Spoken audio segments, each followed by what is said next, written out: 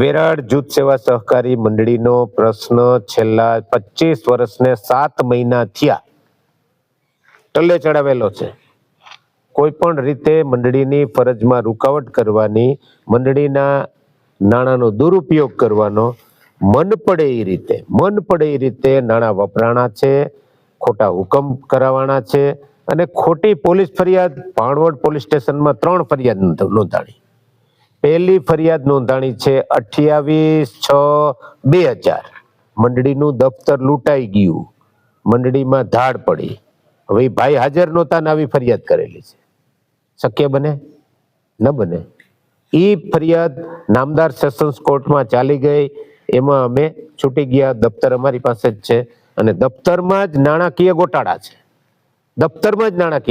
ખોટા ધિરાણ થયા છે, ખોટા હવાલા પડ્યા છે. આવી તકલીફો દંભાઈ જાય, ગુનાના દસ્તાવેજી પુરાવાનો નાશ કરવા માટે મંડળીના દફતરની લૂંટની ફરિયાદ ખોટી થઈ હતી. એમાં સક્સેસ ન થયા, બીજી ફરિયાદ નોંધાવી 28/7/2000. એ ફરિયાદ અત્યારે ભાણવડ નામદાર કોર્ટમાં ચાલુ છે. એમાં એને મજા ના આવી. 2015માં 18/11/2015 ત્રીજી ફરિયાદ નોંધાવી. એમાંય સફળતા ન મળી. ભાણવડ પોલીસે યોગ્ય તપાસ કરી અને કોઈ ગુનો બનતો નથી એવી મજાની કાર્યવાહી કરી નામદાર કોર્ટ ભાણવડ સમક્ષ રજૂ કરતા એના ઉપર નીચે આખરી અહેવાલ નીચે ભાણવડ કોર્ટે હુકમ કરેલો છે કે આને હેરાન પરેશાન કરવા માટે આવી પ્રવૃત્તિ થાય છે.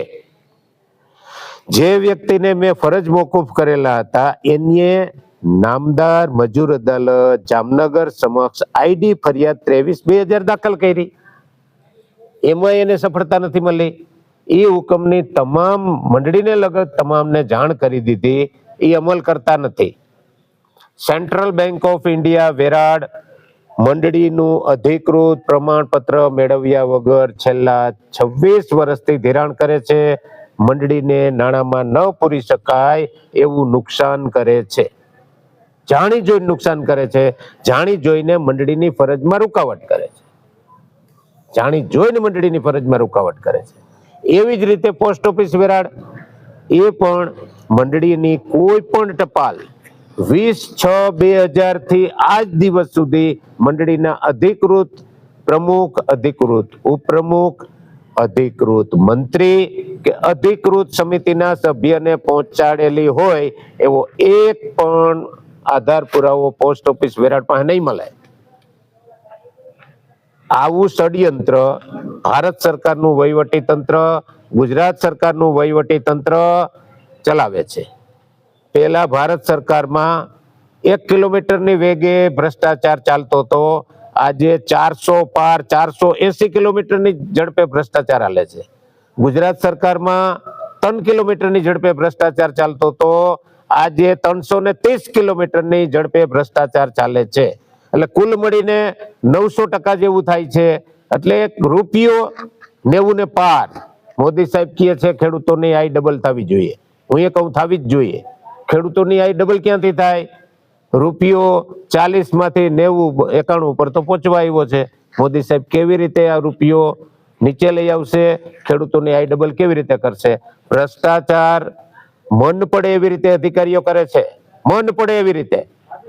ભ્રષ્ટાચારની કોઈ સીમા નથી અત્યારે. એટલા માટે આવા અનેક મુદ્દા લઈને સેન્ટ્રલ બેંક ઓફ ઇન્ડિયા વેરાડને, પોસ્ટ ઓફિસ વેરાડને, મામલતદાર કચેરી ભાણવડને લેખિતમાં પૂરતો સમય આપીને કારણ દર્શક નોટિસ આપી છે. તેમ છતાંય આ અધિકારીઓ કાયદાની મર્યાદાનો ભંગ કરે છે, નોટિસની અવમાનના કરે છે. અને આજે અત્યારે સમય મર્યાદામાં હાજર રહેલ નથી. આખો દિવસ હું બેસવાનો છું એને સાંભળવા માટે.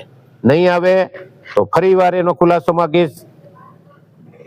આવી અનેક સમસ્યાઓ વેરાડ મંડળી પાર કરીને 26 વર્ષથી કાયદાના એરણે સાબિત થતી આવી છે કે શ્રી વેરાડ જૂથ સેવા સહકારી મંડળી કાયદેસર છે, ગેરકાયદેસર નથી. ગેરકાયદેસર કામ કરનારા વ્યક્તિઓની સામે સહકારી અધિનિયમની કલમ 147 મુજબ સક્ષમ અધિકારીએ કાર્યવાહી કરવી જોઈએ, પણ ધોળા વૈજ્ઞાનિકોની મદદથી અથવા તો એની મિલાપી ભગતથી આવી કાર્યવાહી નથી થતી.